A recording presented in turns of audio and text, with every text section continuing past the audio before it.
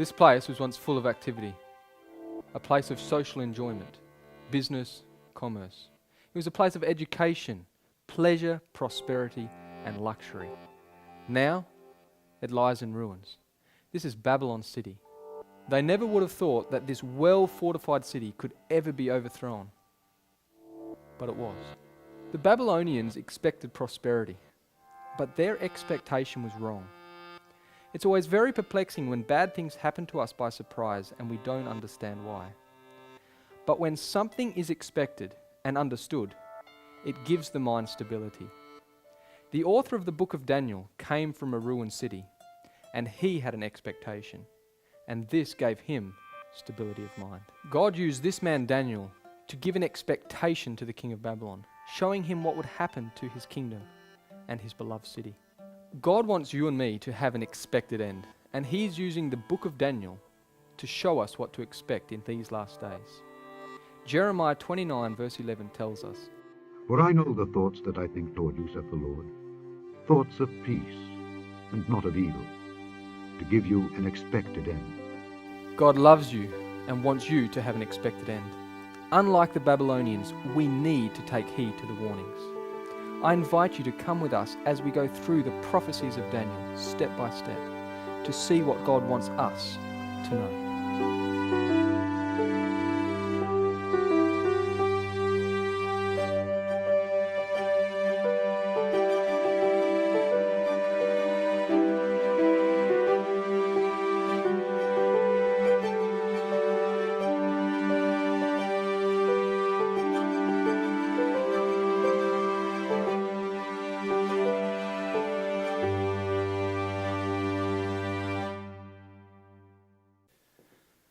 The first thing that we need to understand when studying prophecy is found in 2 Peter chapter 1 and verse 20. Knowing this first, that no prophecy of the Scripture is of any private interpretation. This means that biblical prophecies are not concocted ideas. They are real events that really took place. Therefore, we need the pages of history, we need public knowledge to unlock the prophecies. Before we open the book of Daniel, we need historical context. In the year 760 BC, Assyria was driving for world domination. The capital city, Nineveh. The Assyrians were among the most feared and hated people of ancient times.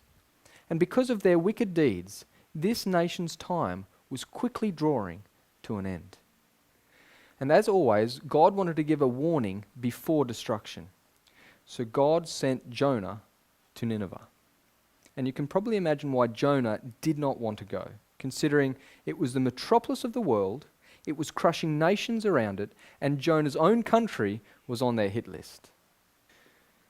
But after his uncomfortable Mediterranean detour, Jonah did go to Nineveh. And the warning was heeded too. From king to peasant, all repented. And God turned away from the judgment that was to come upon Assyria. This warning was lost sight of. And by 745 BC, Tiglath-Pileser III ascended the throne, and he took Assyria to new heights. The pages of history tell us, Tiglath-Pileser III, king of Assyria, 745 to 727 BC, inaugurated the last and greatest phase of Assyrian expansion. He subjected Syria and Palestine to his rule, and later he merged the kingdoms of Assyria and Babylonia. It was during the reign of Tiglath-Pileser III that Isaiah began his ministry. And God used Isaiah to give a warning to his people of the impending Assyrian invasion. O Assyrian, the rod of mine anger, and the staff in their hand is mine indignation. I will send him against an hypocritical nation, and against the people of my wrath will I give him a charge, to take the spoil and to take the prey, and to tread them down like the mire of the streets. During Isaiah's ministry, the kingdom of Israel was already divided into two parts. The northern kingdom, Israel, was comprised of 10 tribes, and its capital was Samaria. The southern kingdom, Judah, was comprised of 2 tribes, and its capital was Jerusalem. The ministry of Isaiah was conducted in the southern kingdom of Judah. The northern kingdom, Israel, had rejected warning after warning given by Elijah, Elisha, and Amos. And around 750 BC, Hosea sounded the final call. Hosea testified of the spiritual adultery taking place in Israel. Israel was trying to serve two masters, a bit of God and a bit of Baal. It's like a bit of Christ and a bit of the world, a bit of hot and a bit of cold. Israel became lukewarm, and Hosea's message was unheeded. And now Israel was without a prophet. And as the Bible says, where there is no vision, the people perish. For the children of Israel walked in all the sins of Jeroboam which he did. They departed not from them, until the Lord removed Israel out of his sight, as he had said by all his servants the prophets. So was Israel carried away out of their own land to Assyria unto this day. These words of Scripture were fulfilled over a 10-year period. In 732 BC, Tiglath-Pileser took control of the northern portion of Israel. By 722 BC, King Shalmaneser came to complete the job. But Shalmaneser died while besieging the rebellious city of Samaria. And in the same year, his brother Sargon took control and completed the conquest and scattered Israel, while Judah remained. Therefore thus saith the Lord concerning the king of Assyria, He shall not come into this city, nor shoot an arrow there, nor come before it with shields, nor cast a bank against it. By the way that he came, by the same shall he return, and shall not come into this city, saith the Lord.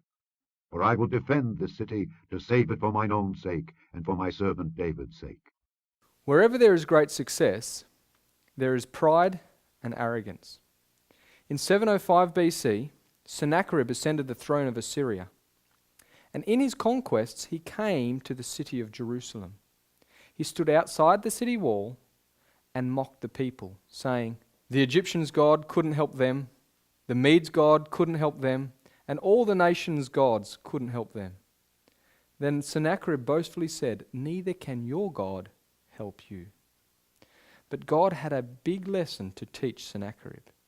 And this lesson is recorded in Isaiah chapter 37. Then the angel of the Lord went forth, and smote in the camp of the Assyrians 185,000. And when they arose early in the morning, behold, they were all dead corpses. So Sennacherib king of Assyria departed, and went and returned and dwelt at Nineveh. 185,000 troops dead. Understandably, Sennacherib went straight home to Nineveh and stayed there. From then on, history tells us that Sennacherib engaged more in architectural work than in global conquests. But God had another warning to give to Assyria, and this is recorded in Isaiah chapter 10 and verse 12. Wherefore it shall come to pass, that when the Lord hath performed his whole work upon Mount Zion and on Jerusalem, I will punish the fruit of the stout heart of the king of Assyria, and the glory of his high looks. God always gives time for people to repent. And so time went on in the Assyrian Empire. By 699 BC, Ashurbanipal, the last great king, ascended the throne of Assyria. By 640 BC, God chose Nahum to be his prophet. Before the Assyrian Empire started declining, God sent Nahum to give a very clear warning to Nineveh of its destruction, as Jonah did over 100 years before, because God wanted Assyria to have an expected end. Behold, I am against thee, saith the Lord of hosts, and I will discover thy skirts upon thy face, and I will show the nations thy nakedness, and the kingdoms thy shame. And I will cast abominable filth upon thee, and make thee vile, and will set thee as a gazing stock. And it shall come to pass that all they that look upon thee shall flee from thee, and say, Nineveh is laid waste. Who will bemoan her? Whence shall I seek comforters for thee? Ashurbanipal rejected the warnings given by Nahum the prophet, and by 627 BC he died. Assyria then fell into civil war, and by 620 BC a man from the tribe of the Chaldees named Nebuchadnezzar gained control of Babylon. In 612 BC, he sent his armies from Babylon to Nineveh. The general of the army was Nebuchadnezzar. Nebuchadnezzar completely annihilated Nineveh. And by 605 BC, he ascended the throne as sole ruler when his father, Nebuchadnezzar, died. And now God raises Daniel to give a warning to Nebuchadnezzar.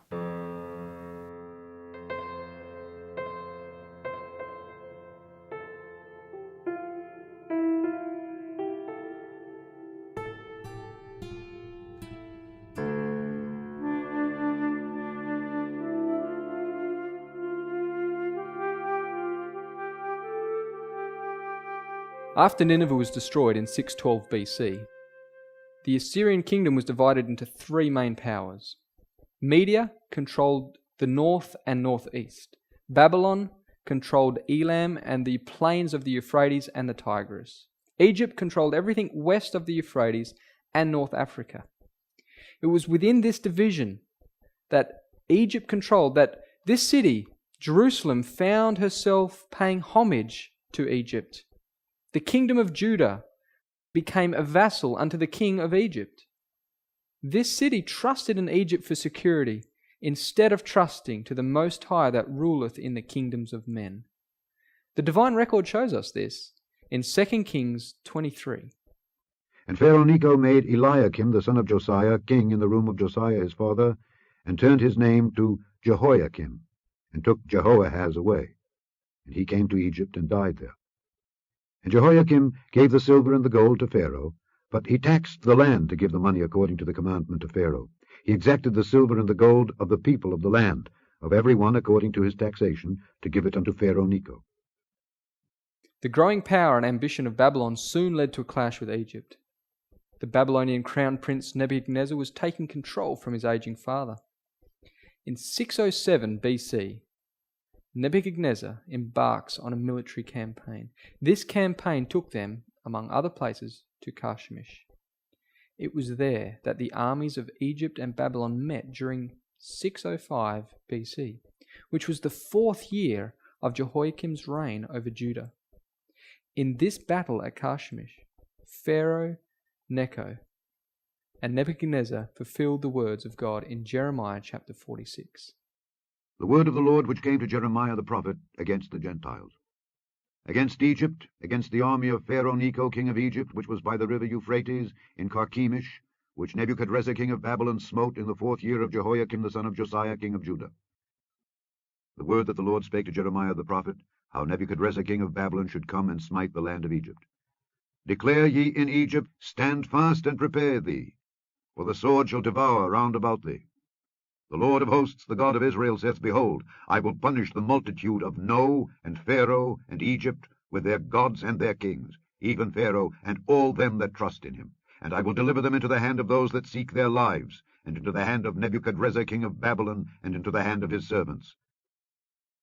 Egypt and their allies were overcome and put to flight in a single battle. Nebuchadnezzar stripped Pharaoh of his conquests and drove him back into Egypt. The completeness of this victory is recorded in 2 Kings chapter 24.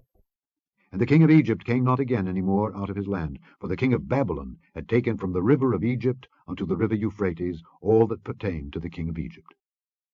History tells us that after this victory, Nebuchadnezzar's father died on the 16th of August, 605 BC. Within 3 weeks, Nebuchadnezzar was back into Babylon and ascended the throne as sole ruler, although he was already joint ruler in 607 BC, 2 years before. It was during this military campaign that Nebuchadnezzar came to this city, Jerusalem, and besieged it. It was the 3rd year of Jehoiakim's reign over Jerusalem. This was the accomplishment of the first words of the book of Daniel. In the 3rd year of the reign of Jehoiakim king of Judah came Nebuchadnezzar king of Babylon unto Jerusalem, and besieged it. And the Lord gave Jehoiakim king of Judah into his hand, with part of the vessels of the house of God, which he carried into the land of Shinar to the house of his God, and he brought the vessels into the treasure house of his God. It would have been a hard thing to have lived here and witnessed the terrors of battle, seeing your beloved city and the temple destroyed, the treasures taken, and worst of all, the young, talented children of the royal house taken captive. But God had given Jerusalem a very clear warning of what to expect. He warned them through his prophet Isaiah 107 years beforehand. And this is found in 2 Kings chapter 20. And Isaiah said unto Hezekiah, Hear the word of the Lord. Behold, the days come that all that is in thine house, and that which thy fathers have laid up in store unto this day, shall be carried into Babylon. Nothing shall be left, saith the Lord. And of thy sons that shall issue from thee, which thou shalt beget, shall they take away, and they shall be eunuchs in the palace of the king of Babylon. The Hebrews were taken captive into Babylon in 606 BC. This marks the beginning of the 70-year prophecy spoken by Jeremiah the prophet. As Daniel and his 3 friends went into Babylon, they went via Haran, and thus they retraced the steps that Abraham originally made when he was called out of the land of the Chaldees. These young men would have been greatly discouraged as they went into Babylon. But you can imagine how much comfort they received by the words recorded here in Jeremiah. For thus saith the Lord, that after 70 years be accomplished at Babylon, I will visit you, and perform my good word toward you, in causing you to return to this place. For I know the thoughts that I think toward you, saith the Lord, thoughts of peace, and not of evil, to give you an expected end. Then shall ye call upon me, and ye shall go and pray unto me, and I will hearken unto you. And ye shall seek me and find me, when ye shall search for me with all your heart. And I will be found of you, saith the Lord, and I will turn away your captivity, and I will gather you from all the nations, and from all the places whither I have driven you, saith the Lord. And I will bring you again into the place whence I caused you to be carried away captive. Daniel and his 3 friends sought the Lord during this catastrophic event, and they found God to be a personal comfort and guide. Have you found God in your calamities?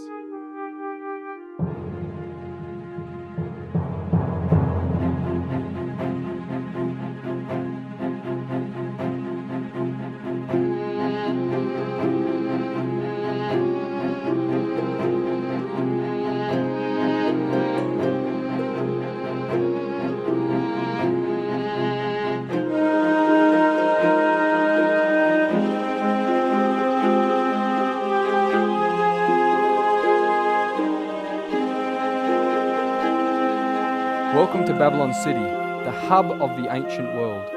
Never before or after has there been a city like this. The Bible calls it the glory of kingdoms, the beauty of the Chaldees' excellency. On entering this city, Daniel and his companions were immediately placed in the Babylonian education system.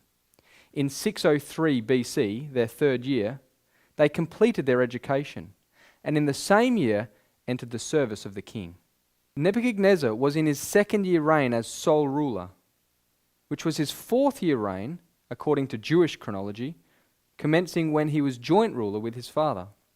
Events occurred that severely tested the integrity of these youthful Hebrews and proved to an idolatrous nation the power and faithfulness of God. And in the 2nd year of the reign of Nebuchadnezzar, Nebuchadnezzar dreamed dreams, wherewith his spirit was troubled, and his sleep brake from him. This remarkable dream made a deep impression upon the mind of Nebuchadnezzar, but he found it impossible to recall the particulars. History tells us why this was such a problem for the king. In Mesopotamia, the king was viewed as the cultic mediator between God and man. As head of all the priests of the country, he had important cultic functions at the New Year's festival. The king may be the recipient of a direct revelation of the will of a god. In Mesopotamia, the duty of the king to ascertain the will of the gods was more strongly emphasized. A directive of the gods could result from omens, dreams, or reading the entrails of offerings. All major undertakings of the king were dependent on directives of the god, who was to be consulted in advance. So forgetting the dream was like forgetting a direct revelation from God about future events. And that's exactly what it was. Then the king commanded to call the magicians and the astrologers and the sorcerers and the Chaldeans, for to show the king his dreams. So they came and stood before the king. The king called for all the spiritualistic groups in Babylon, but not for Daniel and his friends. Why? Because they did not belong to such classes of people. The king offered great rewards for revealing the dream, or a gruesome death for failing to fulfill his demands. The king did not get his request. For this cause the king was angry and very furious, and commanded to destroy all the wise men of Babylon. And the decree went forth that the wise men should be slain. And they sought Daniel and his fellows to be slain. After this decree, Daniel secured extra time from the king. The sacred record tells us that he returned home, informed his companions, and they sought the Lord to unveil the dream to them. Then was the secret revealed unto Daniel in a night vision. Then Daniel blessed the God of heaven. Daniel answered and said, Blessed be the name of God forever and ever, for wisdom and might are his. One thing that Daniel realized in this dream that we also need to realize is that God is the ruling power in the affairs of this world. He sets up kings and removes kings to fulfill his own purpose. Daniel had utmost confidence in what God had shown him. He didn't go to the king asking, Is this your dream? Instead, he gave God thanks for showing him the king's matter. Then Arioch brought in Daniel before the king in haste, and said thus unto him, I have found a man of the captives of Judah that will make known unto the king the interpretation. Daniel declares plainly to King Nebuchadnezzar that the source of all wisdom, knowledge, and understanding of future events doesn't come from him, but comes from the God of heaven, and that the purpose of God in giving him this dream was to reveal what shall be in the latter days. Daniel then related the dream. Thou, O king, sawest, and behold, a great image. This great image, whose brightness was excellent, stood before thee, and the form thereof was terrible. This image's head was of fine gold, his breast and his arms of silver, his belly and his thighs of brass, his legs of iron, his feet part of iron, and part of clay. Thou sawest till that a stone was cut out without hands, which smote the image upon his feet that were of iron and clay, and brake them to pieces. Then was the iron, the clay, the brass, the silver, and the gold broken to pieces together, and became like the chaff of the summer threshing floors, and the wind carried them away, that no place was found for them. And the stone that smote the image became a great mountain, and filled the whole earth.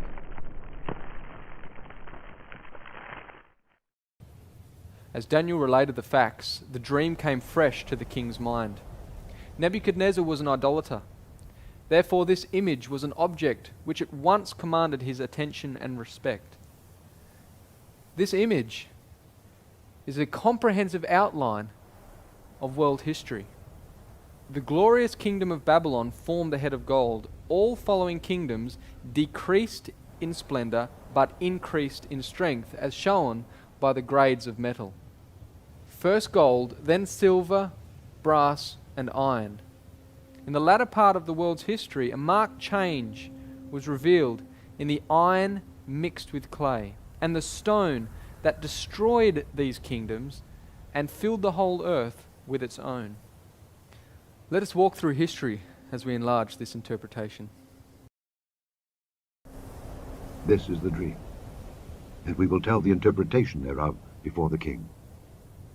Thou, O king, art a king of kings, for the God of heaven hath given thee a kingdom, power, and strength, and glory.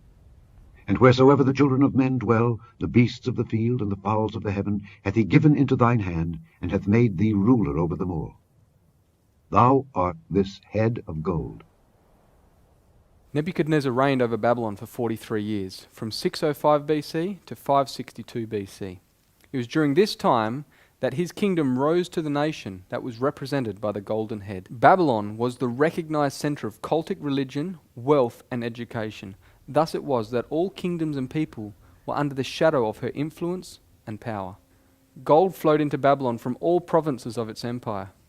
The immense treasures gathered by King Solomon in Jerusalem were all taken by Nebuchadnezzar, giving to his kingdom a tremendous amount of gold.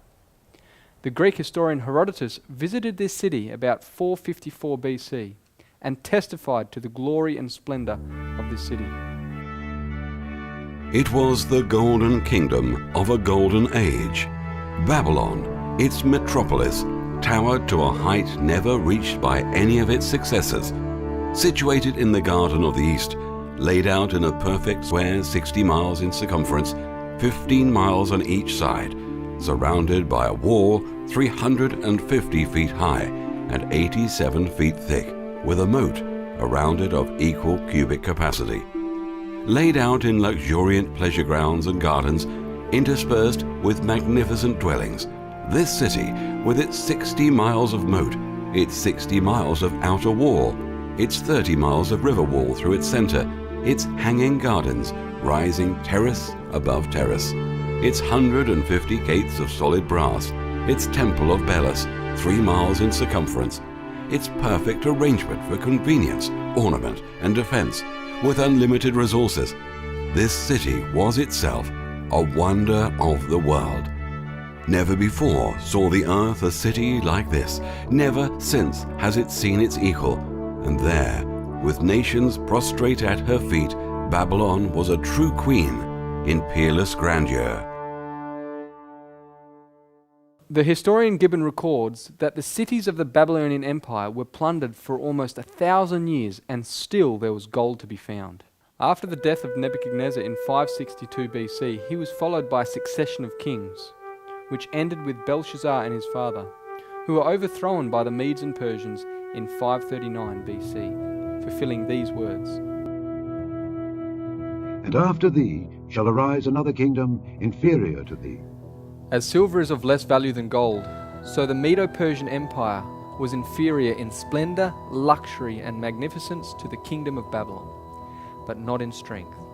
To understand the Medo-Persian Empire, we need some background knowledge on its rulers. The scriptures name 2 individuals who are involved in the overthrow of Babylon. The first one is recorded in Daniel chapter 5. In that night was Belshazzar the king of the Chaldeans slain. And Darius the Median took the kingdom, being about 62 years old. The other individual is recorded in Isaiah chapter 45. Thus saith the Lord to his anointed, to Cyrus, whose right hand I have holden, to subdue nations before him. And I will loose the loins of kings, to open before him the 2-leaved gates, and the gates shall not be shut. Darius was a Mede, and Cyrus was a Persian.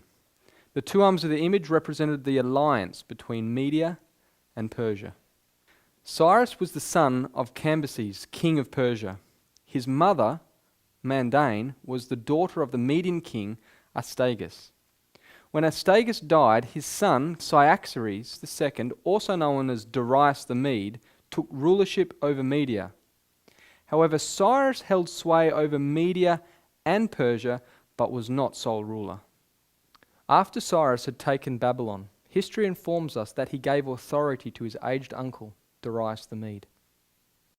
The historian Prideaux says Darius the Mede, that is Cyaxares, the uncle of Cyrus, took the kingdom, for Cyrus allowed him the title of all his conquests as long as he lived. Although Darius was in his later years, he only ruled by permission of the real conqueror, Cyrus. And now when the march had brought them into Media, Cyrus turned aside to visit Cyaxares. After they had met and embraced, Cyrus began by telling Cyaxares that a palace in Babylon and an estate had been set aside for him. Cyrus the Great led the Medo-Persian army against the city of Babylon in 539 BC. He was guided by the Lord to fulfill divine prophecy that was written over 100 years before he was born. Thus saith the Lord to his anointed, to Cyrus, whose right hand I have holden, to subdue nations before him. And I will loose the loins of kings, to open before him the 2-leaved gates, and the gates shall not be shut. I will go before thee, and make the crooked places straight. I will break in pieces the gates of brass, and cut in sunder the bars of iron. And I will give thee the treasures of darkness, and hidden riches of secret places, that thou mayest know that I, the Lord which called thee by thy name, am the God of Israel. Not only does God tell of Cyrus's name before he was born, but he also ordained the method of conquering the great city Babylon. Cyrus diverted the river Euphrates, enabling him to march under the wall and through the gate that was left open. However, by this time the trenches were dug. And Cyrus heard that it was a time of high festival in Babylon, when the citizens drink and make merry the whole night long. As soon as the darkness fell, he set his men to work. The mouths of the trenches were opened, and during the night the water poured in, so that the riverbed formed a highway into the heart of Babylon. When the great stream had taken to its new channel, Cyrus ordered his Persian officers to bring up their thousands, horse and foot alike, the allies to follow in their old order. They lined up immediately, and Cyrus made his own bodyguard descend into the dry channel first, to see if the bottom was firm enough for marching. After Darius had put Daniel in the lion's den, he died in 536 BC, leaving Cyrus sole ruler over the empire. Cyrus was a believer in religious liberty, and in the same year, 536, he made his famous decree allowing the Jews to return home to Jerusalem, undoing what Nebuchadnezzar had done in 606 BC when he first besieged Jerusalem and took the Jews captive into Babylon, thus completing the prophecy spoken by Jeremiah. For thus saith the Lord, that after 70 years be accomplished at Babylon, I will visit you, and perform my good word toward you in causing you to return to this place. After the death of Cyrus, his son Cambyses II ruled for 7 years, from 530 to 523 BC. In 522, his younger brother Smerdis held the scepter for 7 months. Then in 521 BC, Darius the Persian, also known as Darius the Great, ascended the throne. It was under his rulership that the empire answered most fully to the silver of the great image. He also expanded the empire to its height. Darius conducted the introduction of a universal currency, the daric. Darius applied the coinage system as a transnational currency to regulate trade and commerce throughout his empire. Early in his reign, Darius wanted to organize the loosely organized empire with a system of taxation. To do this, Darius created 20 provinces and specified fixed tributes that the satrapies were required to pay in daric. There were 2 types of daric, a gold and a silver. Only the king could mint gold darics. Important generals and satraps minted silver darics, thus making the silver daric the most prevalent by far. The daric was a major boost to international trade. Trade goods such as textiles, carpets, tools, and metal objects began to travel throughout Asia, Europe, and Africa. To further improve trade, Darius built a royal highway, a postal system, and Phoenician-based commercial shipping. During Darius's Greek expedition, he had begun construction projects in Susa, Egypt, and Persepolis.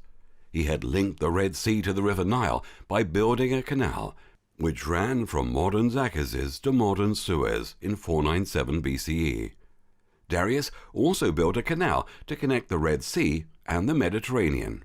Thus, silver poured into Persepolis, the capital of the empire. This silver-rich kingdom became a true pioneer in global economy.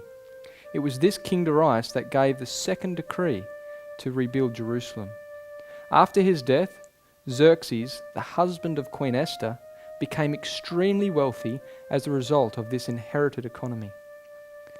Xerxes was succeeded by Artaxerxes, who gave the third decree to restore and rebuild Jerusalem in 457 BC. After his death, Medo-Persia continued for another 93 years, ending with Darius III, who lost the kingdom to Alexander the Great in 331 BC.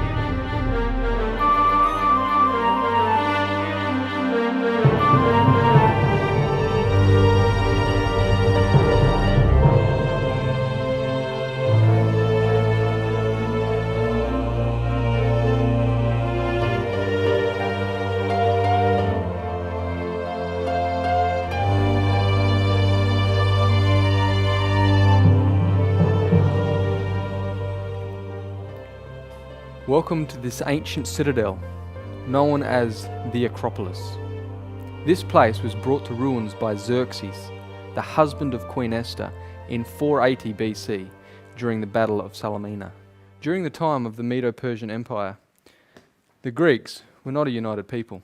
Greek territory was made up of many city-states, each having their own king or government. Fighting among these states was common. Athens and Sparta have become notorious for such battles. Within the northern state of Macedon, a man named Philip ascended the throne in 359 BC.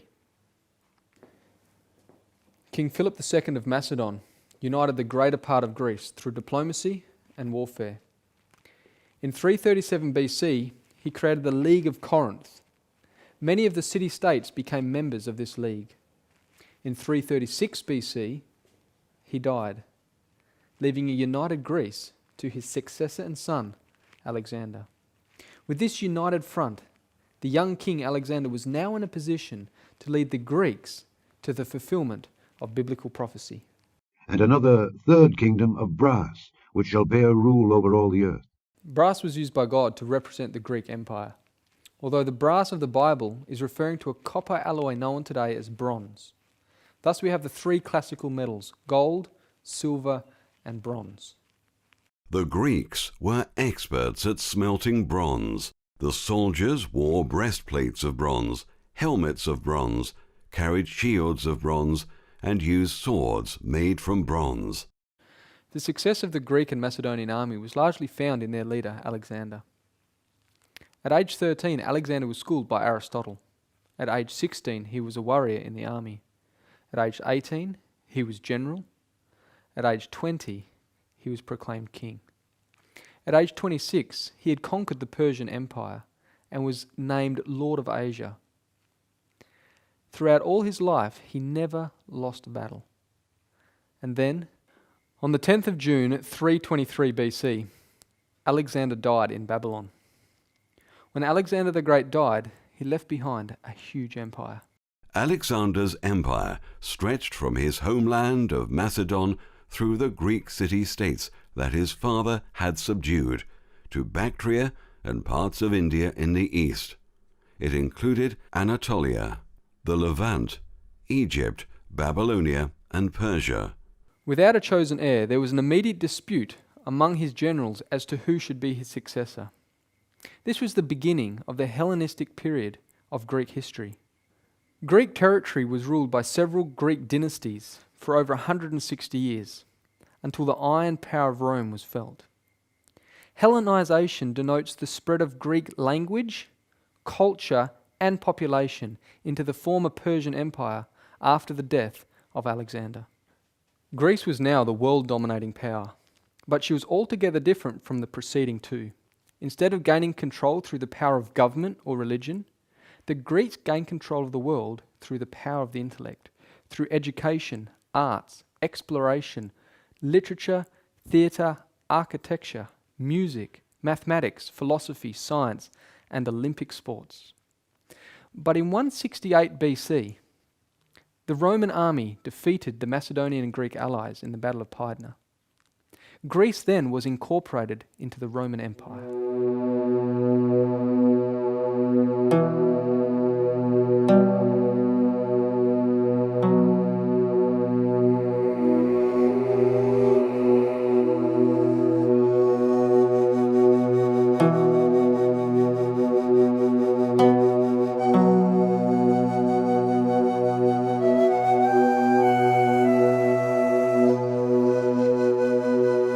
So far, God has used metals to represent three kingdoms with perfect accuracy.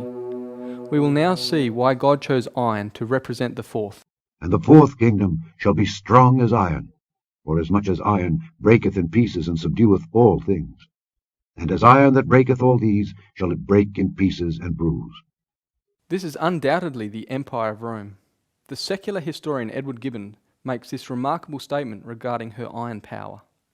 The arms of the Republic, sometimes vanquished in battle, always victorious in war, advanced with rapid steps to the Euphrates, the Danube, the Rhine, and the ocean, and the images of gold or silver or brass that might serve to represent the nations and their kings were successively broken by the iron monarchy of Rome.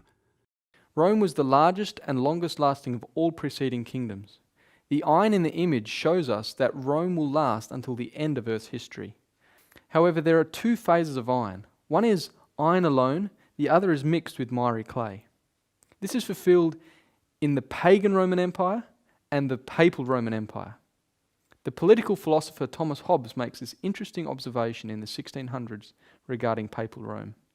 And if a man considers the original of this great ecclesiastical dominion, he will easily perceive that the papacy is none other than the ghost of the deceased Roman Empire, sitting crowned upon the grave thereof, for so did the papacy start up on a sudden out of the ruins of that heathen power. Throughout Roman history, Rome has had 7 differing heads of government. The first were kings ruling the kingdom. Next, Rome became a republic and were headed by consuls, which are 2 elected individuals holding office at the same time. Each consul had veto power over his colleague. The third was called a decemvirate, which is a Latin term meaning 10 men. These elected 10 men held the Roman administration from 451 BC to 449. Another head was called a triumvirate, which is simply a coalition of 3 men in administration. Yet another ruler Rome had were dictators. Dictators were dispersed throughout the history of the Roman Republic. The most famous of these would be Julius Caesar, who was declared perpetual dictator in 45 BC. The 6th head of government, emperors. Emperors differ from kings because an emperor is a king of kings. For example, King Herod was subservient to the emperor of Rome. Also, an emperor rules an empire as opposed to a kingdom. After the Germanic tribes dominated Rome, Rome was finally ruled by popes. Still today, the seat of the papal Roman Empire is located in the city of Rome. Rome began as a kingdom in around 753 BC. The first king was Romulus, who founded the city and named it after himself. The last king was an Etruscan king named Lucius Tarquinius Superbus. He was proud, tyrannical, and lost favour in the eyes of the people. It was said that Lucius was a source of the phrase, the tall poppy syndrome. According to Livy, Tarquin cut off the heads of the tallest poppies in his garden as an allegory to instruct his son Sextus to pacify a recently conquered enemy city by executing its leading citizens. This is one of the many stories which leads to the modern expression of tall poppy syndrome to describe the phenomenon of tearing down individuals who rise too far above the majority. After Sextus violated a Roman noblewoman, the Tarquin family were removed from power and driven out by Roman aristocrats in 509 BC. At this time, the Roman Republic was formed. It was under the Republic that Rome came to be as strong as iron. Rome's expansion of territory commenced with the domination of the Italian peninsula. Rome then turned her eyes across the Mediterranean and fought 3 wars against their North African rival Carthage. These were known as the Punic Wars. It was during the Second Punic War that King Philip V of Macedon made an alliance with Carthage's general Hannibal. This annoyed Rome, so Rome then took on these 2 powerful kingdoms at the same time, Carthage in the west and Macedon in the east. Rome first went to war with the Greek kingdom of Macedon in 214 BC and again in 200 BC. Rome then gained a decisive victory against the Greeks at Pydna in 168 BC, reducing Macedonia to a Roman province. By this time, Rome dominated much of the Greek territory. Although winning the wars against Carthage and the Greeks, Rome was financially and emotionally drained due to the loss of thousands of soldiers in bloody battles. So then how could Rome be as strong as iron if it was in this weak state? Well, one thing was clear, that an unprofessional citizen army was no longer adequate for an empire the size of Rome. Gaius Marius, a statesman and general of the Roman Republic, initiated a group of military reforms which profoundly shaped the future of the Roman power. Up until this time, the Roman army was made up of the wealthier, land-owning citizens of Rome. It was a seasonal army, so it was formed only when the need arose. Each soldier had to provide their own equipment. This all became a dutiful exercise to defend their land and increase the borders of the Roman Empire. But the policies of Marius, which greatly improved the military, hinged upon the selfishness of the human heart. Here are some of the reforms. In 30 BC, the imperial Roman army was established. All Roman citizens who joined the army, including the poor, were paid well for their service. Thus it became a career. For the first time, the Roman state provided equipment to all, giving uniformity to their force. Each soldier was equipped with a short iron sword called a gladius, a spear called a pilum, iron chest armor, and a long rectangular shield. The soldiers were offered inducements and bonuses through spoils gained in conquering new territory. Retirement benefits in the form of land grants were also provided. This was very enticing for the landless poor citizens of Rome. They were required to enlist for some 20 years of full military service, but many served as long as 30 to 40 years, thus giving Rome a standing professional army. Can you see how these policies played on human greed? For many of the soldiers, it was all about personal gain. Look at what the prophet John the Baptist had to say to these Roman soldiers. And the soldiers likewise demanded of him, saying, And what shall we do? And he said unto them, Do violence to no man, neither accuse any falsely, and be content with your wages. The Roman generals had an iron grip on their soldiers, not only through the pleasure of personal gain, but through the use of extreme discipline. Here's an example. Decimation was a form of military discipline used by senior commanders in the Roman army to punish mutinous or cowardly soldiers. The word decimation is derived from Latin meaning removal of a tenth. A cohort selected for punishment by decimation was divided into groups of 10. Each group drew lots, sortition, and the soldier on whom the lot fell was executed by his 9 comrades, often by stoning or clubbing. The remaining soldiers were often given rations of barley instead of wheat. When you compare these methods with dutiful service to a king or state like other kingdoms, you get a glimpse at the secret behind the strength of Rome. As a result of the military reforms made by Marius, the Roman generals, who were often political leaders, became too powerful within the Roman Republic. This caused the downfall of the Republic and the beginning of the emperors. The first emperor was Gaius Octavius, also known as Caesar Augustus. He became emperor in 27 BC. Augustus was the emperor when Jesus Christ was born. His successor, Tiberius Caesar, was emperor during Christ's crucifixion, resurrection, and ascension. Augustus also played on the base nature of man through pleasure and fear in order to have an iron control not only over the military, but also over the populace of the Roman Empire. At this point in Roman history, unemployment was high. Large agricultural estates were supported by government grants, and these estates exploited slave labour from conquered lands. Small farms couldn't compete and gradually went out of business. This caused an influx of the unemployed into the cities. Augustus maintained control of these idle citizens through the pleasure and fear principle. The Emperor Augustus was well aware of this risk and was keen to keep the poorest plebeians happy enough and reasonably well fed so that they would not riot. He began the system of state bribery that the writer Juvenal described as bread and circuses.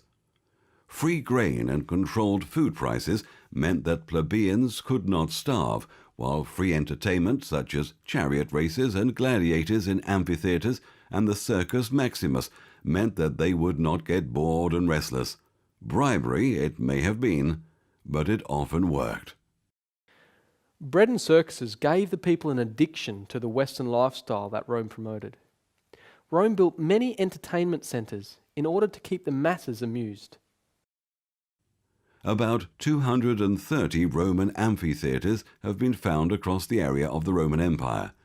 They were used for events such as gladiator combats, chariot races, venations, or animal slayings, and executions.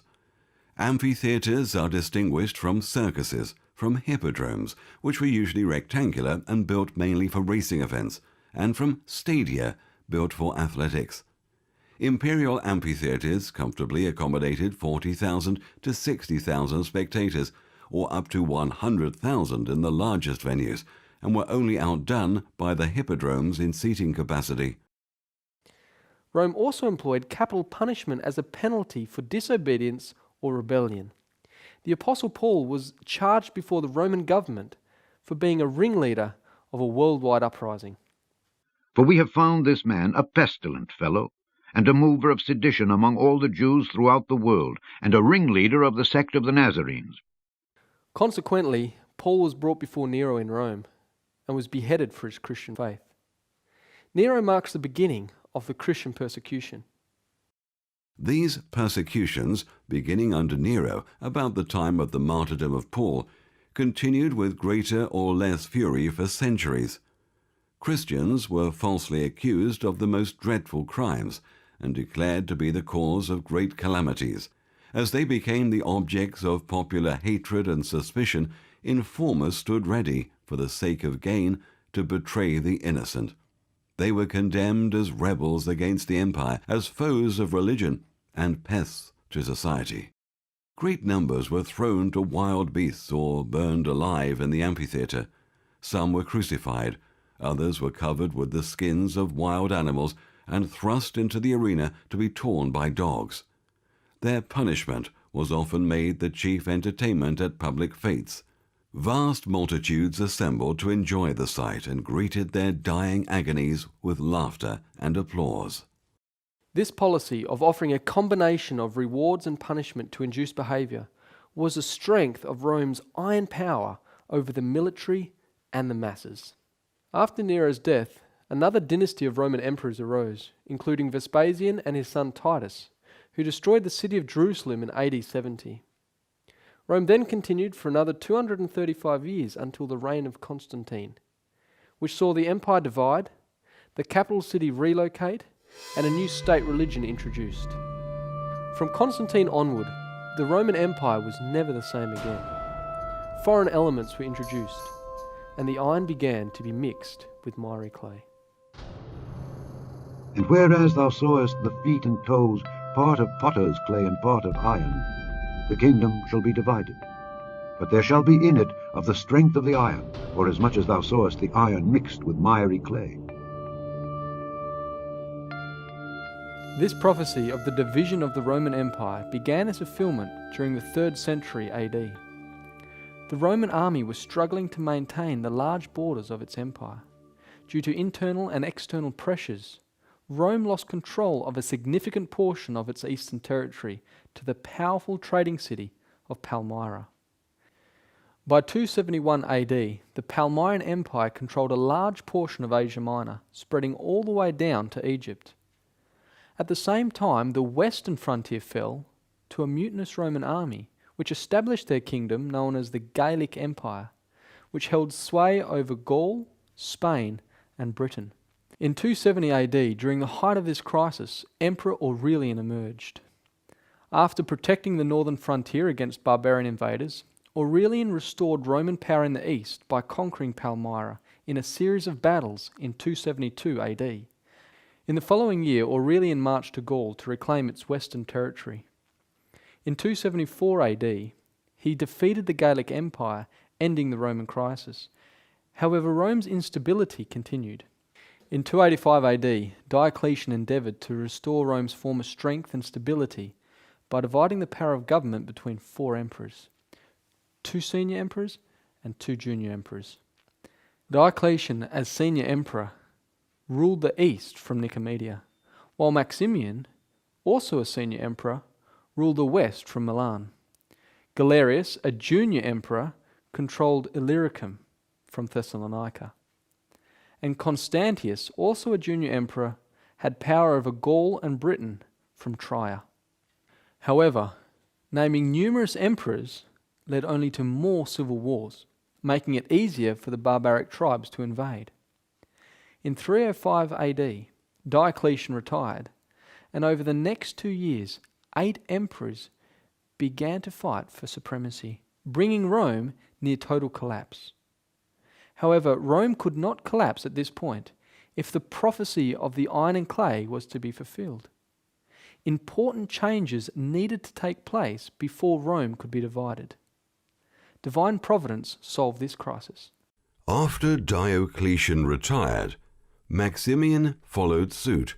The two former junior emperors, Galerius and Constantius, became senior emperors in the east and west respectively.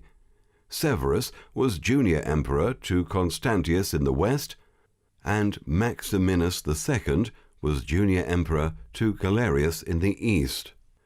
The following year, 306 AD, Constantius died in Britain, and his son Constantine was then proclaimed emperor by his father's army.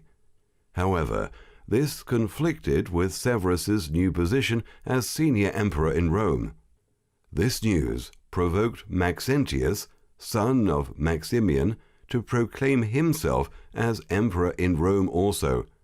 Maxentius then called on his father to leave retirement to be co-emperor with him, and this he did.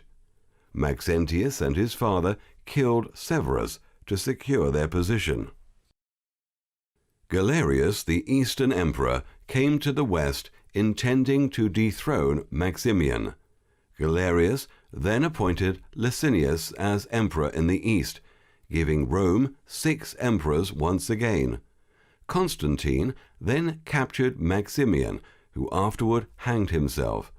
A number of months later, Galerius died, leaving the Roman Empire with 4 emperors. Maxentius and Maximinus II made an alliance, motivating Licinius to ally with Constantine. Soon after, Constantine destroyed Maxentius by defeating him and his army in 312 AD. Months later, Licinius defeated Maximinus and his army, which led Maximinus to commit suicide, leaving only 2 emperors in power. Constantine then went to war against Licinius, finally executing him and becoming sole ruler over the entire Roman Empire. The eastern regions were united with those of the west, and the whole body of the Roman Empire was graced by a single and supreme ruler. Constantine the Great was Rome's last emperor to rule the entire empire. This was necessary to fulfill biblical prophecy. Constantine made some very important changes that were like seeds to spring up in a Roman government of a different kind.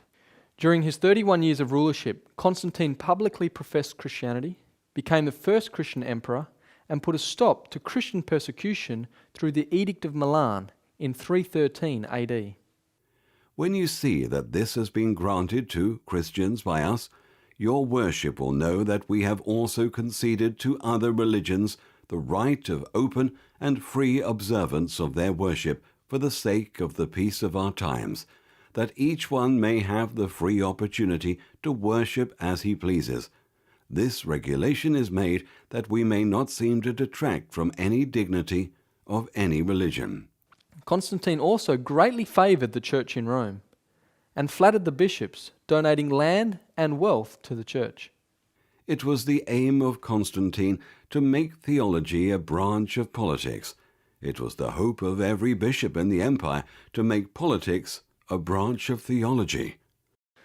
Constantine made theology a branch of politics by acting as supreme judge to solve doctrinal divisions within the church, even though he wasn't baptized. He dealt with the Donatist schism in North Africa by 320 AD. He also called and presided over the Council of Nicaea in 325 AD, attempting to solve the Godhead schism between Arianism and Trinitarianism. In 321 AD, Constantine issued his famous Sunday Edict. Constantine, Emperor Augustus, to Helpidius. On the venerable day of the sun, let the magistrates and people residing in cities rest, and let all workshops be closed. In the country, however, persons engaged in agriculture may freely and lawfully continue their pursuits, because it often happens that another day is not so suitable for grain sowing or vine planting, lest by neglecting the proper moment for such operations the bounty of heaven should be lost. Constantine also shifted the political capital from Rome to Byzantium, which he renamed Constantinople. This gave the Bishop of Rome more freedom to exercise civil authority within the city of Rome. So it was that Constantine opened the door of the state to the clergy. To the reign of Constantine the Great must be referred the commencement of those dark and dismal times which oppressed Europe for 1,000 years. An ambitious man had attained to imperial power by personating the interests of a rapidly growing party. The unavoidable consequences were a union between the church and the state, a diverting of the dangerous classes from civil to ecclesiastical paths, and the decay and materialization of religion. This joining of church and state was an irresistible temptation to the bishops of Rome.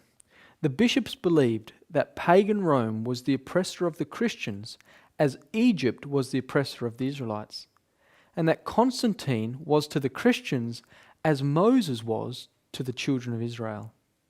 The Roman historian and bishop Eusebius, who lived in the days of Constantine, writes this: For as once in the days of Moses and the Hebrew nation, who were worshippers of God, he cast Pharaoh's chariots and his host into the waves, and drowned his chosen chariot captains in the Red Sea. So at this time did Maxentius and the soldiers and guards with him sink to the bottom as a stone, when in his flight before the divinely aided forces of Constantine he essayed to cross the river which lay in his way. They also believed that the church was to be a theocracy, a nation to overrule nations, as Israel was in the days of King David. This idea appears clear and full in Eusebius's book, The Life of Constantine. Furthermore, the bishops believed that this new theocracy would be governed by the church officers. Accordingly, the bishops considered themselves as invested with a rank and character similar to those of the high priest among the Jews, while the presbyters represented the priests and the deacons the Levites. This is how the Bishop of Rome became known as the High Priest, or in Latin, Pontificus Maximus. With the combination of Constantine joining church and state with the erroneous beliefs of the bishops, the seed was firmly sown that would spring up as Papal Rome. With Constantine's life work complete, he died in 337 AD. The old Roman Empire could now descend into division. The kingdom shall be divided. Now we will consider the history that fulfills this prophecy. The northern borders of the Roman Empire were the Rhine and Danube rivers. Julius Caesar named the regions east of the Rhine Germania. Within these regions lay a multitude of ethnic tribes. All these tribes have become known as the Germanic tribes. The Romans called them barbarians.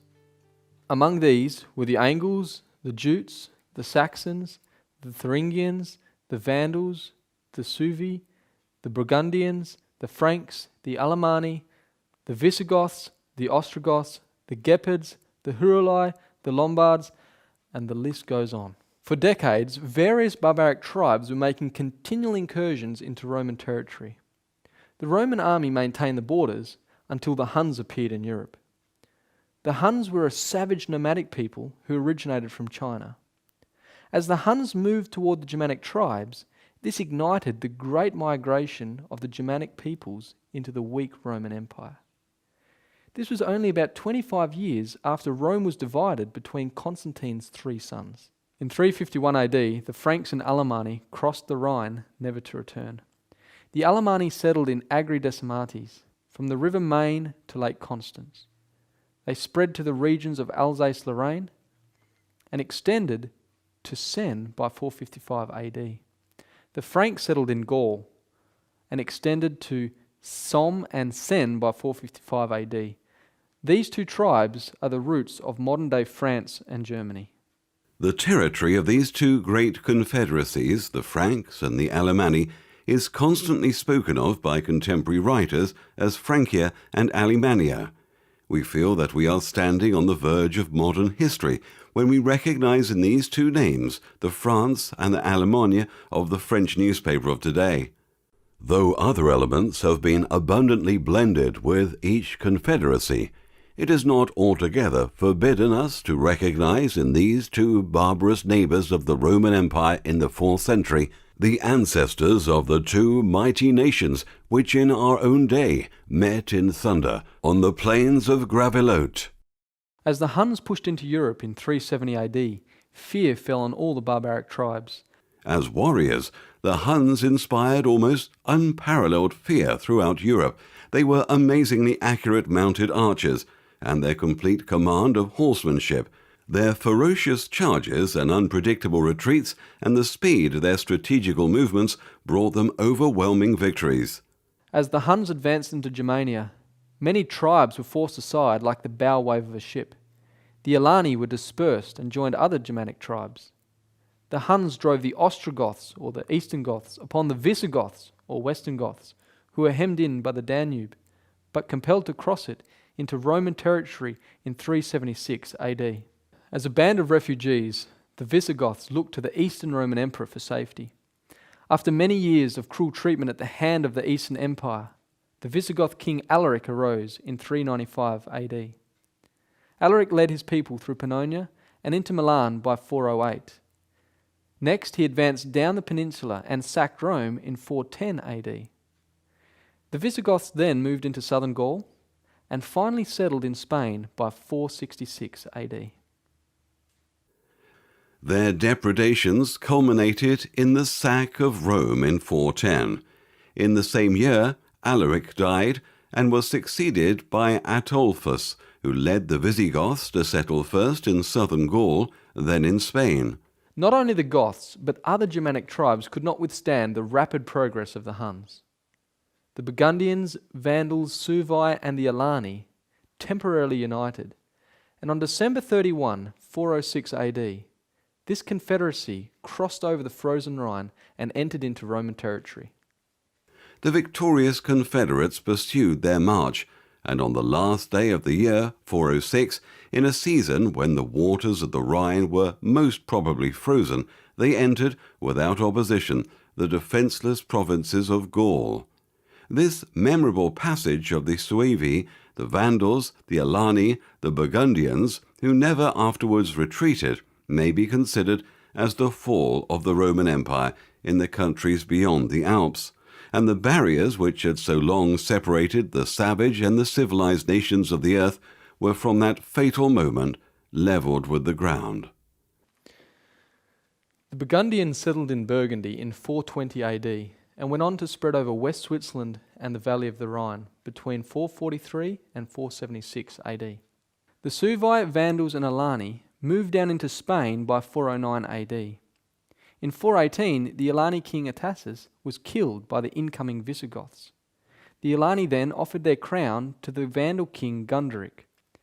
As a result, the separate ethnic identity of the Alani was lost to the Vandals. As the Visigoths moved into Spain, they pushed the Suevi into Galicia, where they settled and established a kingdom which incorporated other small Germanic tribes like the Quadi, Buri, and the Marcomanni, who had also left Germania. The Suebic kingdom spread throughout what is now Portugal by 466 AD. The Vandals, on the other hand, had an open door into North Africa. So it was in May 429 AD the Vandals crossed the Strait of Gibraltar and began their settlement. By 439, the Vandals spread their kingdom to the stronghold of Carthage. The Vandals, as we know, ruled Africa from Carthage. The Burgundians were settled in the valley of the Rhine, and their chief capital was Lyon. The Suevi held the greater part of southern and western Spain, and their capital was Astorga. While Spain was being overtaken, Rome pulled back its troops from Britain by 409 AD in order to protect territory closer to Rome. This action made the Roman British people vulnerable. Some Celtic tribes immediately took advantage of this situation. The Picts invaded from the north and the Scots from the west. However, the Celtic people were about to meet their match. A number of Germanic tribes had their sights set on Britain. The Saxons were invited by the Britons to help fend off the Picts and the Scots. So it was that the Saxons arrived on British soil. They came by invitation of Vortigern, king of the Britons. The king gave them land in the southeast of the country, on condition that they should fight against the Picts, and they did fight, and had the victory wheresoever they came. And then they sent for the Angles, and told them of the worthlessness of the people, and the excellences of the land. This is the Saxon narrative. The Saxons pushed the Picts back past the old Roman frontier, preventing the Celts from gaining control of Britain. But the Saxons turned against the Britons whom they had come to help. The Angles and Jutes from Denmark and the Frisians from France also joined the Saxons in the invasion of Britain. The native Britons were then pushed into the southwestern corner, known today as Wales. The Angles and Saxons then dominated the British island. So it is from 449 AD that the history of Angleland, or England, begins. 4 years after the Saxons placed their feet on British soil, the kingdom of Attila the Hun came to a sudden stop in 453 AD. As you have seen, many of the Germanic tribes escaped the Huns by migrating into Roman territory, but not all. The Hunnic kingdom dominated and incorporated many tribes like the Gepids, the Thuringians, the Lombards, the Ostrogoths, the Huruli, and the Rugian. When Attila the Hun died on his wedding night, his large empire practically vanished, giving independence to the tribes once under his control. In 453 AD, the Ostrogothic kingdom established themselves within the borders of the Roman Empire in the lands of Pannonia. When the Hunnish Empire broke in pieces on the death of Attila, AD 453, the East Goths recovered their full independence. They now entered into relations with the empire and settled on lands in Pannonia. Likewise, the Lombards regained their freedom after the death of Attila the Hun. Attila's sudden death, either by hemorrhage or the vengeance of his Burgundian bride, checked the progress of the Hunnish Empire. The Ostrogoths, the Gepidi, and the Langobards obtained their independence after a severe struggle, whilst the remains of the nomadic Huns were lost in the rich pastoral steppes of southern Russia. The Lombards first settled within the Roman territory of Noricum in 453 AD. The Thuringians filled some of the void left in Germania by the Great Migration, but did not settle within Roman territory. The Gepids were overthrown by the Ostrogoths, Lombards, and an Asian tribe called the Avars. The Rugians also settled outside of Roman territory. Lastly, in 475 AD, the Huruli moved into Italy under their king Ottoscar. Ottoscar overthrew the last Roman emperor, Romulus, in 476 AD, becoming the first barbarian king over Italy. Odoacer was the first barbarian who reigned in Italy over a people who had once asserted their just superiority above the rest of mankind. Rome was finally divided in 476 AD.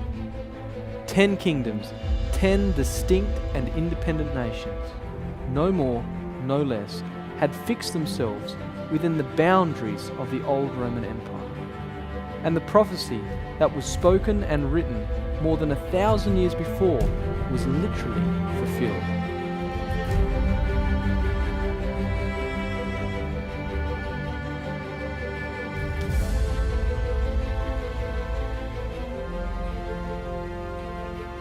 Although Rome lost its territory to the various nations of Europe, it regained its territory in the hearts and minds of mankind. Divine prophecy foretold Rome would remain until the end of earthly kingdoms. Rome evolved from the old pagan empire into a religious power that is still felt today. As Rome was being pulled apart by the Germanic invasions, the Church of Rome played an important role to secure its own existence. In 460 AD, Pope Leo the Great said this: While Romulus and Remus were the twin founders of ancient Rome, it was through the missionary efforts of the apostles Peter and Paul that Rome, the mother of error, was transformed into the daughter of truth. Rome did not really pave the way for the Christian faith. Rather, the Christian faith paved the way for Rome to be transformed into the Christian city that it was meant to be. Peter and Paul, not Romulus and Remus, were the men who raised Rome to this glory, that Rome might be made head of the world through the sacred throne of blessed Peter. Pope Leo taught that the existence of Rome was a result of the Church. He not only taught it, but he demonstrated it by creating peace with the Huns. It became clear that neither the emperor nor the Magister Militum had any chance of halting the Huns' advance. So Leo the Great, Bishop of Rome and first Pope of the Christian Church, took matters into his own hands.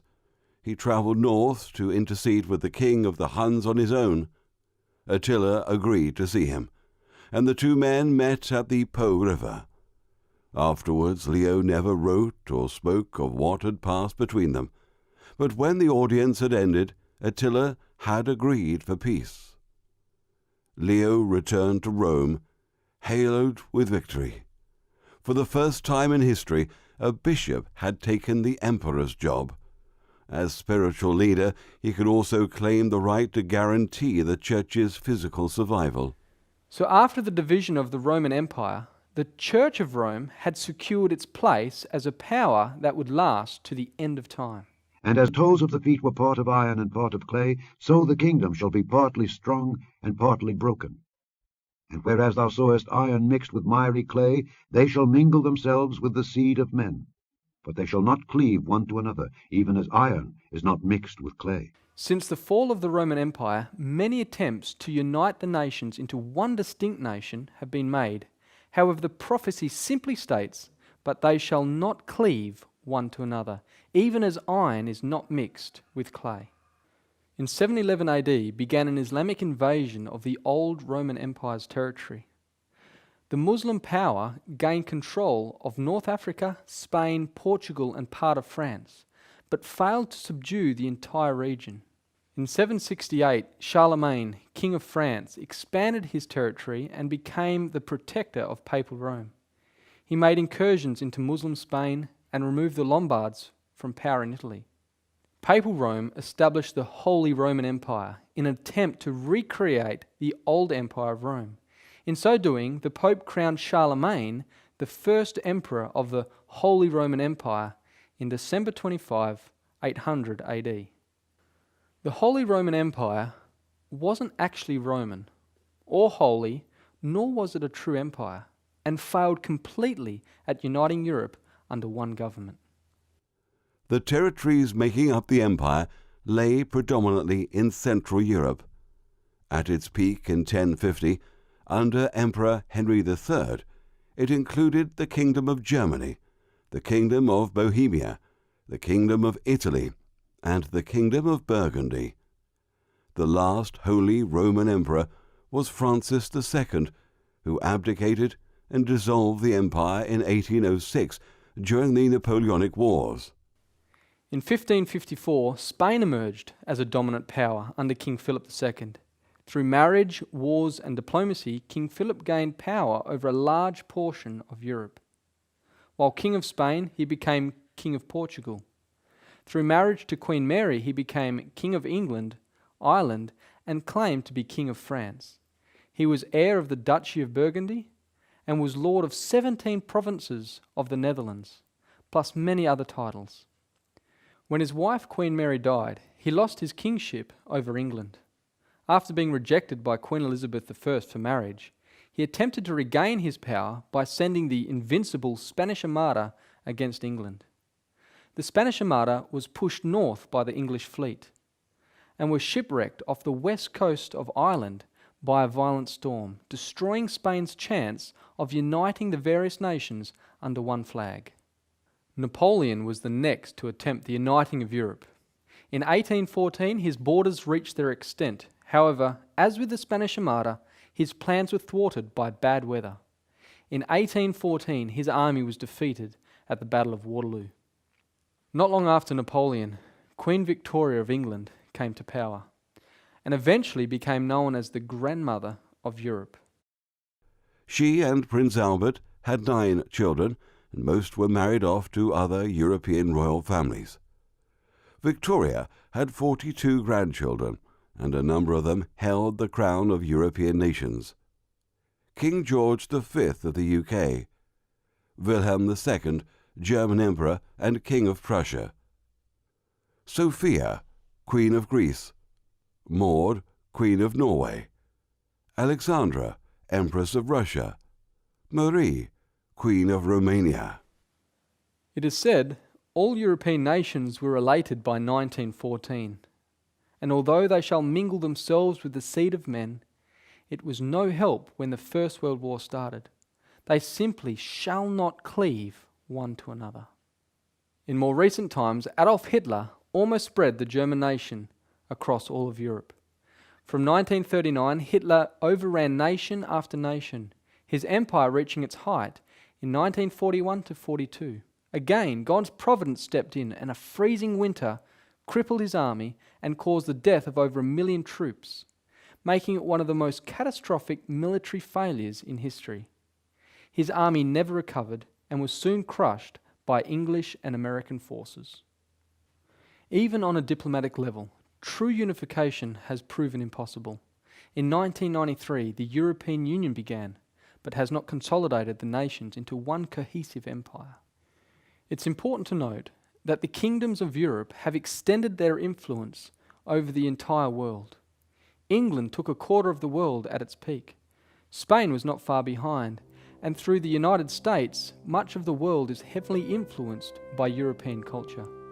Germany, France, Portugal, and the Netherlands also made many colonies over the world. It is clear that the division of the Roman Empire has influenced the entire world as we know it. Although there is talk about a one world government, this will never fully come to fruition. It has failed in the past, it will fail in the future, because the prophecy is clear, but they shall not cleave one to another, even as iron is not mixed with clay.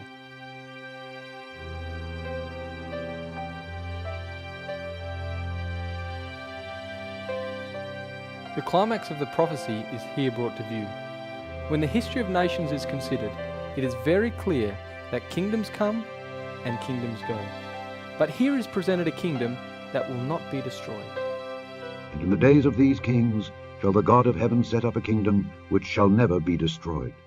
And the kingdom shall not be left to other people, but it shall break in pieces and consume all these kingdoms, and it shall stand forever. The reason for this is found in the next verse.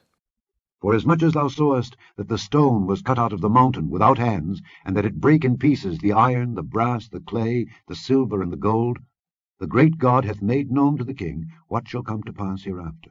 That it was cut out without hands is the reason given that it will never be destroyed. What is the stone, and what is meant that it was cut out without hands? Jesus Christ, when speaking to the Jews, tells us what this crushing stone is. And he beheld them, and said, What is this then that is written? The stone which the builders rejected, the same is become the head of the corner. Whosoever shall fall upon that stone shall be broken, but on whomsoever it shall fall, it will grind him to powder.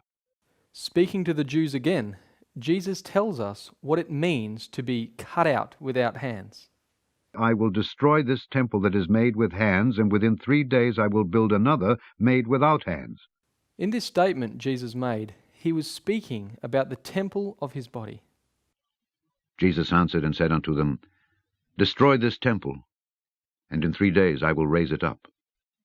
Then said the Jews, 46 years was this temple in building, and wilt thou rear it up in 3 days? But he spoke of the temple of his body. The meaning is clear. With hands means the thing is accomplished through a human agency. Without hands means through a supernatural agency. This is further proven in the book of Hebrews. But Christ being come an high priest of good things to come, by a greater and more perfect tabernacle, not made with hands, that is to say, not of this building. Moses built the Hebrew sanctuary with all its offerings and ceremonies. This was done through the human agency. But when Christ went to heaven after his resurrection, he entered into the heavenly sanctuary. And that is referred to as not being made with hands. In other words, there was no human input into the building of it. The mountain that was the origin of the stone is recorded in Hebrews 12, verse 22. But ye are come unto Mount Zion, and unto the city of the living God, the heavenly Jerusalem, and to an innumerable company of angels. Therefore, this stone that is cut out without hands refers to the resurrected, glorified Christ, who will leave the heavenly city known as Mount Zion, return to earth in a physical, literal, and visible manner as king and ruler of this world. This stone is not any particular church or religious organization, because these are all administered by human beings. It is important to note that this final and everlasting dominion is set up without human power or help. No human agency is responsible for the stone being cut out of the mountain, nor responsible for it being hurled with great force against the image. The setting up of this everlasting kingdom and the destruction of the earthly dominions are accomplished by Jesus Christ himself. The timing of the setting up of this final kingdom is clearly indicated. Although no exact time is given, a waymark is clearly laid out before us. And in the days of these kings shall the God of heaven set up a kingdom which shall never be destroyed. The plurality of kings here mentioned refers to the division made after the fall of the Roman Empire in 476 AD. We are currently still living in this European division, and therefore are living in the days of these kings or kingdoms. So the kingdom that is yet to be realized is to be done so during the existence of the various nations of Europe, and before any one world government comes to fruition. Now some may say that the kingdom was realized during the first advent of Jesus Christ. Christ plainly taught that his kingdom was still future when he had the Last Supper with his disciples. And he took the cup and gave thanks, and said, Take this, and divide it among yourselves. For I say unto you, I will not drink of the fruit of the vine until the kingdom of God shall come. Again, Christ did not set up this kingdom before his ascension. When they therefore were come together, they asked of him, saying, Lord, wilt thou at this time restore again the kingdom to Israel? And he said unto them, It is not for you to know the times or the seasons which the Father hath put in his own power. Also, Christ did not teach us something to pray for that was already fulfilled when he said, Pray, thy kingdom come, thy will be done. The Bible teaches us that this kingdom is a matter of promise to the believer in Christ. Hearken, my beloved brethren.